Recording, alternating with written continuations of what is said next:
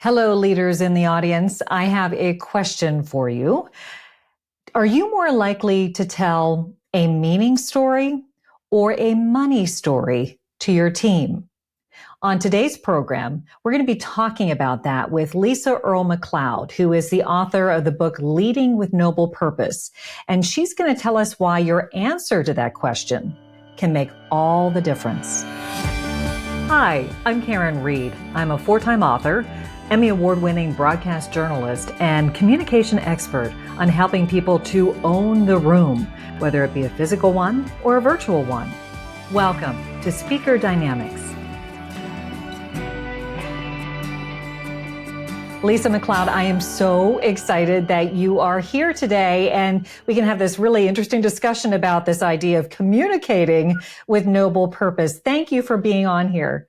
It's such a pleasure. I always enjoy our conversations. Absolutely. So let's kind of dig in with talking about really the definition of noble purpose. What do you mean by that? I know it's been the basis of your consulting for a long time. So people get really confused about purpose. I've been doing this for about 15 years, and purpose in business is having its moment right now. And a lot of times people think that purpose is about your ESG metrics or personal happiness or all those things. And all those things are important things. But from my position on this is your purpose as an organization is to improve life for your customers. That's it. Yes, you want to be a good employer. Yes, you want to have your ESG metrics and all those things. Yeah, none of those are at risk. But what happens too often inside organizations when you talk about communicating with noble purpose is the larger the organization, the more the purpose tends to go underground. And what takes precedence is each department's metrics. So we've got somebody in accounting saying, I need this, and somebody in IT saying, I need this. And they're not connected into the larger purpose of the organization. They are well-intended people trying to do their jobs, is usually how it starts. But when the organization, in the absence of a noble purpose to improve life for customers, the organization will become very transactional. It'll become all about the money and only the money. And people will get siloed because they're just trying to hit their own metrics. So how important is it for leaders to, be the mouthpiece, I guess, for this idea of, communicating with noble purpose, selling with noble purpose, leading with noble purpose? Like, what does that look like for them? How important is their role in kind of setting the stage for that? It is essential. It is absolutely essential. So one of the things that we do when we work as consultants with a leadership team is we will look at their communication, what they talk about in meetings, what they broadcast out in town halls. And if 90% of your communications are around the financial metrics of your organization and the task list, you will create a very transactional organization. A couple things will happen. No compelling story inside, no compelling story outside. You will become undifferentiated to your customers and you will lose employee engagement. And sometimes it is simply the difference between in 2 minutes before you go through your financials or go through your task list, all you need to do is reset people. Let me remind you. So I went to a huge meeting. Hilton is one of our clients. Their CEO does a great job. They have a noble purpose that Conrad Hilton came up with 100 years ago. So I'm going to tell it to you, but I'm going to put it in context. Yep. So imagine if he had started that meeting saying, here's how many rooms we booked this year. Here's how much money we made. Here's where our new properties are.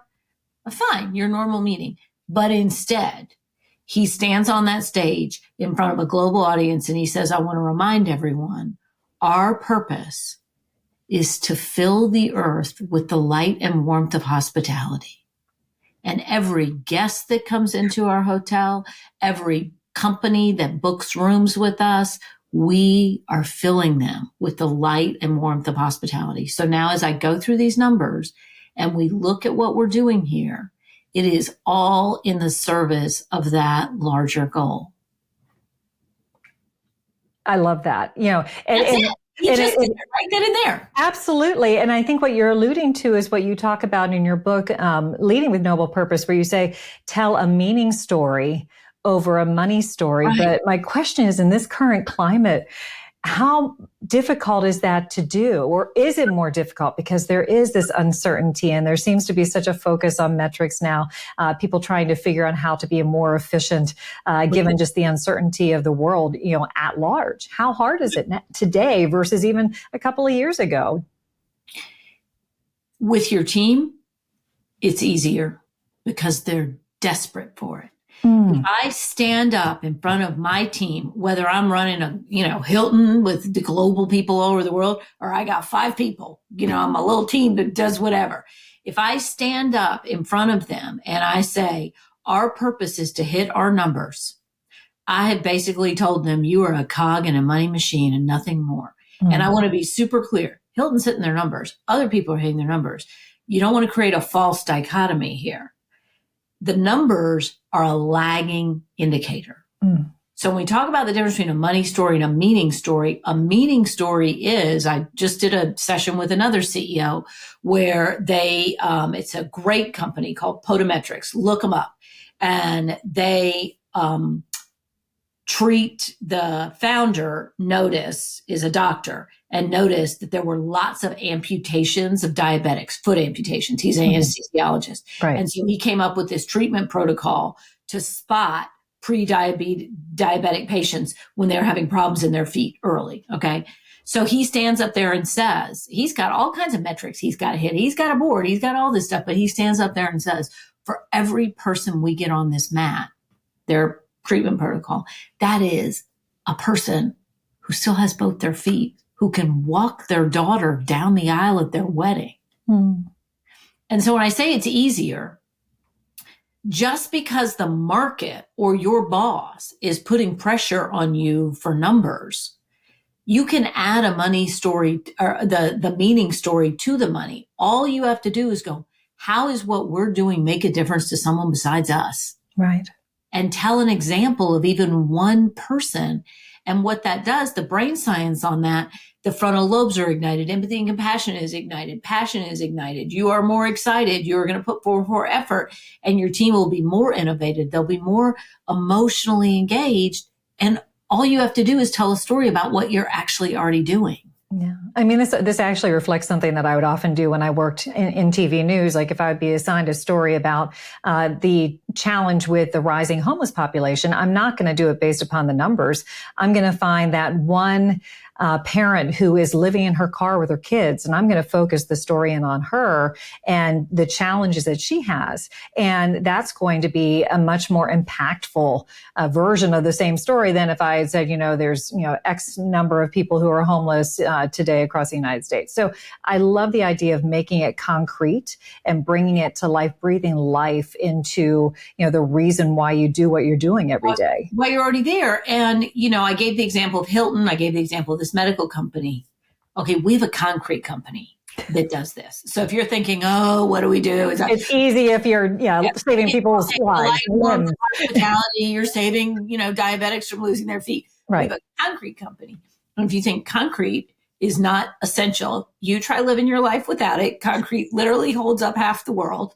So they have stories about someone's basement caving in, them going in and fixing it. So it doesn't have to be the sexiest, the saving a life thing. If we've got a company that we work with that does accounting software, well, guess what? It's accurate. It helps people have confidence in their numbers. It makes it easier. They're not agonizing over it. So just tell a story about one company that's using your software and how it's making a difference to them. And this is the key part. A lot of people will talk about internal customers, and you definitely want to have respect for your colleagues. You want to meet your commitments to people. But I'm not a fan of the internal customer because once everybody's a customer, it takes away the urgency for the people that are actually the reason why the company exists, which is the external customer. Yeah. So one of the things these stories can do for people, we'll go back to Hilton, there's a whole team of people working in IT that have never seen a guest. I mean, they go out on their own vacations. We need to give them the stories so they know this work that you're doing is making a difference. So the stories allow you to create that shared culture. And again, you might not have a Kristen Seta, CEO of Hilton, standing up there doing it for you. If you got 3 people that work for you, you don't need to wait. You can do it yourself. Yeah. One of the things that you talk about is the idea of humanizing the customer for everyone in the organization, which is kind of what you're alluding to. Why is it so important that it's the leader who is the one who is taking on that challenge? So one of the jobs of leadership is to infuse meaning and purpose into the work. And you do it with story. That's why you show the story of the one homeless person, because the human mind is hardwired for that. If you are not the leader, you can still do it. And our research shows that the top performers do it for themselves all the time. They don't wait for their boss to do it. But what happens when you're the boss and you do it is that tells the whole team your work has value. Because once we get beyond food and shelter, human beings have 2 fundamental needs. We want belonging and significance. Belonging is I'm part of something bigger than myself, and significance is my part matters. And so when you as a leader say, I know we're all back here in IT, but you need to know, here's how our company helped this person sleep better at night because their accounting numbers were dead spot on. We play a role in that. You are seeding into your team the belonging and significance that they need. And the beauty of this is it will increase their personal happiness with their job. It'll increase their emotional engagement to the company. It'll increase their sense of innovation because they're now not thinking every day, time to go do my software. They're thinking there's a person over there that I'm doing this for. And guess what? Everything I've just described takes 10 minutes and it's free. Yeah, that's awesome. And you're talking about this idea of belonging and the desire that we all have for that. That has been a bit more challenging, seeing that we work differently today. And, obviously having written suddenly hybrid and suddenly, virtual and spending so much time. Yeah, like the way we work today presents some different opportunities and different challenges. And, having spent plenty of time with leaders and emerging leaders, those middle managers especially are really struggling with trying to figure out how to create that sense of belonging that, perhaps, the infusing work with meaning and a noble purpose. What advice do you have for leaders who are so used to, working with that playbook of just managing by walking around? And when they walk around now, maybe they're walking in their home office or they're walking through an office that is missing a lot of people because they're not in that day. What do you do? And so the connectivity is the challenge. And every company has to decide for themselves. Are we hybrid? Are we remote? Are we whatever? What I will say is if you're getting all your people to come in just because you think they need to collaborate more, it's probably not going to work for you. Yeah. So what I will say is in a remote environment, you've got to make the time for storytelling. And I can tell you, I was doing this work before we all were remote. People don't make the time for storytelling. In a remote environment, it's worse because what happens is those spreadsheets, they can be forwarded. We can pull them up on our screen. But one of the things that we teach people is customer impact stories. And if you start every meeting with a customer impact story, here's how we made a difference to a customer this week. Here's how their life is better as a result of doing business with us. Here's the accounting people we helped. Here's the concrete people we helped. Here's the family that came on vacation here.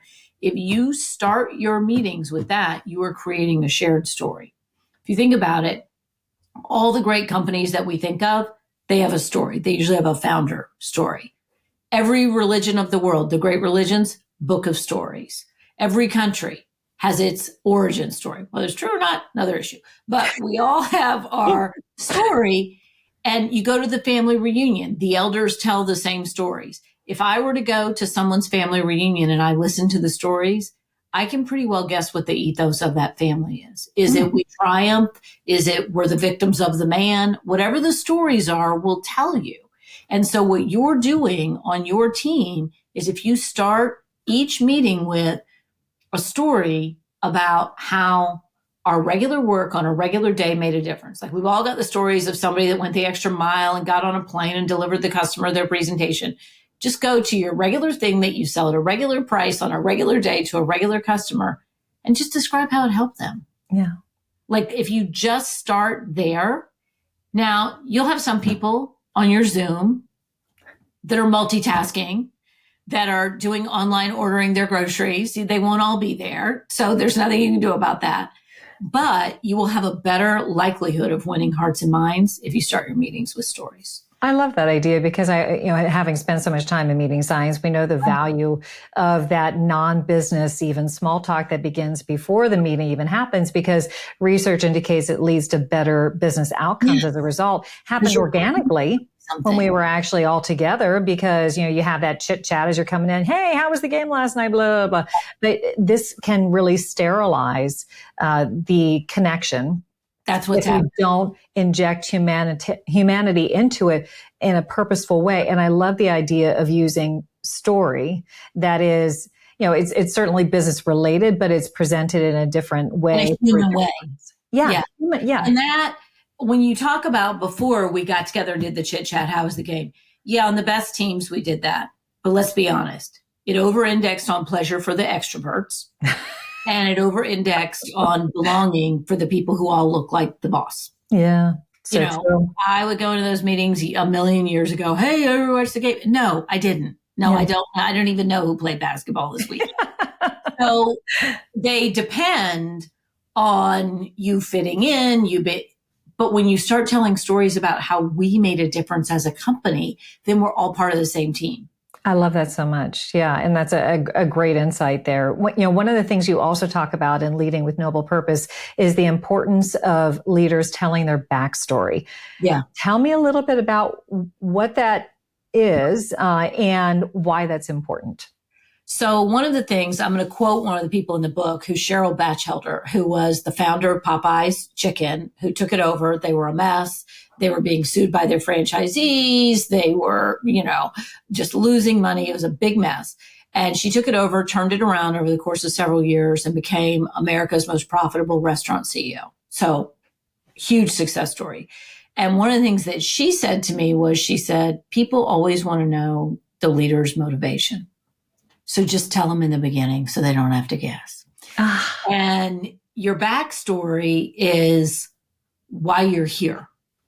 And it doesn't have to be necessarily dramatic, but if you're leading an organization or leading a team, you probably had some choices. Why'd you go into concrete instead of accounting? Why'd you go to work for Hilton instead of somebody else? And it doesn't have to be that dramatic. But what happens is when you tell people your backstory, then they will see everything that you do in the context of that. So if you talk about concrete, I wanted something that was really easy to understand, that was really practical. And I've always been drawn to tough, gritty work that helps people and makes buildings better. Like, it doesn't have to be that exciting if you just say that. I kind of fell into it. My dad was in it. And I just really always love the idea that what we're doing might not seem sexy to other people, but it is holding up most of the world. And so that's pretty exciting to me. and then they'll know you in that way. So it doesn't have to be like some super vulnerable, why did I become a doctor? My dad was an alcoholic and he died and I wanted to save people. If that's true, great. But it doesn't have to be that. Yeah. It can literally be, concrete holds up the whole world and I'm pretty happy to be part of it. Yeah. I love how succinct that is, that appeals to my desire to have everybody be more concise and clear in their communication. But I do find I'm working with a client right now who just finds it agonizing and almost like he's turning the spotlight too much on himself by sharing more about himself with his team, with his company. What do you say to those who are reluctant to share more about who they are and would rather just deliver the data and be more, as you said, transactional? What do you say to them? So I would say a couple of things. You don't have to share everything. God loved Brene Brown for putting vulnerability into the business vernacular. Having said that, it is a skill like any other skill. And being vulnerable with your team doesn't mean sharing all your inner demons, because that is about you. Right. Like, I don't want to know that my boss has all these secret problems. I'd rather think my boss knows what they're doing. Now, I'm old enough and wise enough to know you can have inner demons and know what you're doing.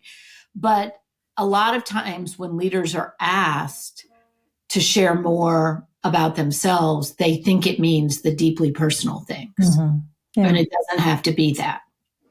It can be as simple as, I want to tell you about one of the things I like about this business. It can be as simple as, I'm a very private person, so I don't share a lot, but I do want you all to know that I deeply care about the work that we do here.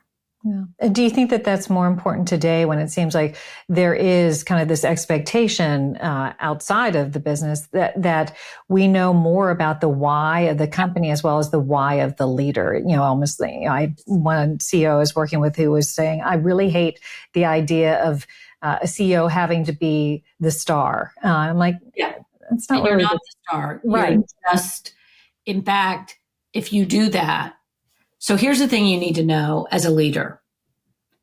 You are the center. They're trying to interpret everything you say, and they're trying to understand you. It is in their service if you make it easy for them. So just like Cheryl said, Cheryl Batchelder, they're trying to figure out, why is she doing this? Why is she doing that? Why is she? That's innate in your job. If you're not comfortable with that, don't be the CEO. That's what they're trying to figure out. Just don't make them guess. Yeah, I think that's just say, the thing I care about most is when I walk in this hotel and it feels like magic and it smells great and it looks great and everybody's smiling and makes my whole heart sing. Now, that's what I'm looking for. It's not that hard. And so a lot of people are uncomfortable with the idea of putting emotion in business. But here's the thing. We want our customers to love us. We want our employees to love their job. We want the market to love our stock, market to love our products. It's all emotion. It's all emotion. And that doesn't happen unless you put some emotion in. You don't have to be a sloppy mess. You don't have to tell them about your whole childhood and your alcoholic mother and all your insecurities. They don't need to know all that. But they need to know why you care about working here. I think that's such great advice. So we talked a lot about, examples of people communicating with noble purpose, with Cheryl and the like. But what are some of the potential pitfalls that leaders make when they perhaps try to lead with noble purpose and communicate with noble purpose? What are the things that they perhaps inadvertently don't do or do that you've seen? So one of the things that leaders often get accused of is talking out of both sides of their mouths. And leaders are afraid if they talk about the meaning and significance of the business, that people will think they don't care about the money. So you got to take that off the table. You have to say, I care about making a difference to our customers. I care about you all. And I also need to care about the money. And so when I talk about purpose and noble purpose and making a difference, that doesn't mean that I don't care about the money. If the money doesn't work, we don't have jobs. And oh, by the way, humans are complex. We can care about more than one thing at a time. And so one mistake that leaders often make is they don't address those two things in tandem. Now, your ability to improve life for your customers, the money is a lagging indicator. The money always follows the meaning. But if you don't do the money part right, it doesn't necessarily follow the meaning. You can have all the meaning in the world. And if you don't do the business part right, you're going to be sitting on a curb going, I work for meaning, and it's not going to be helpful. Yeah. So one of the mistakes that leaders often make is they either worry too much that their people will get the wrong message, and so they over-index on the money, or they talk about the purpose so much, and then their team comes back and goes, well, why are we being held accountable for the money? So you could explain it. How we make a difference is where our hearts and minds are. We have to have a financial model to support that. Just explain it in very logical terms. And I would say the other thing that leaders make a mistake on is they think that caring deeply about their customers and about their people means they have to say yes to everything. Oh, Yeah, And that's a big one. they do not. Ask any parent who cares very deeply about their children. You don't say yes to everything. Doesn't mean, customer centricity is often sometimes reactive, that the customer is always right. Being focused on the impact you're having on customers means being willing to sometimes say, we're not doing that, and customer, I recommend you do this. If you have clarity of purpose, if I'm working in an ER where lives are on the line, I don't tolerate low performance.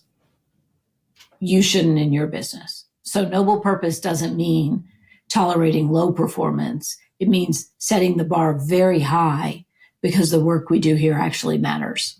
And communicating that often and well, if I would put it, within my lens. So I always ask guests one final question. So are you ready for it? Okay. So what is the one big takeaway that you want our listeners to chew on until the next episode? You don't have to choose between making money and making a difference. If customers are buying from you, what you're doing is helping them. And you don't need to buy into this false dichotomy that noble purpose is for the, social workers and surgeons of the world. You don't have to choose between making money and making a difference. You deserve both. You can have both. And we all deserve that. Lisa McLeod, thank you so much for bringing all of this wisdom to our listeners. I would highly encourage you to pick up any of, I think you're at 5 books now, Lisa, at this point.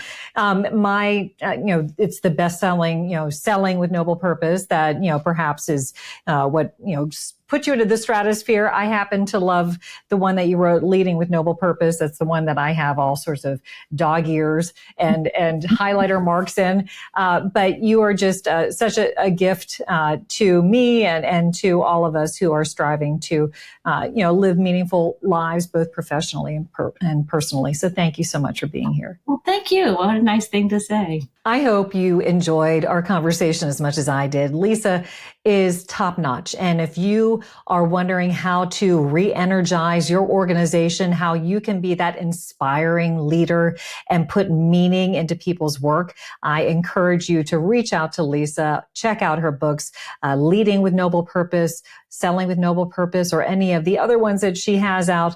They are truly a wonderful read. If you would like to hear more of our conversation, you can by going to our bonus content section on speakerdynamics.com. So in that mini episode, we talk about what to do if you have a tribe of true believers except for one. You have one person who is just not getting on board. How do you handle that person? She gives some really informative tips and strategies that can help you to be able to deal with this person who is the non-believer within your tribe of true believers. So if you want to check it out, go to speakerdynamics.com/bonus content. Once again, that's speakerdynamics.com/bonus content. Thank you so much for listening to today's episode. If you like what you hear and you'd like to hear more of it, please give us a follow, subscribe, and of course, spread the word to your family members, friends, colleagues.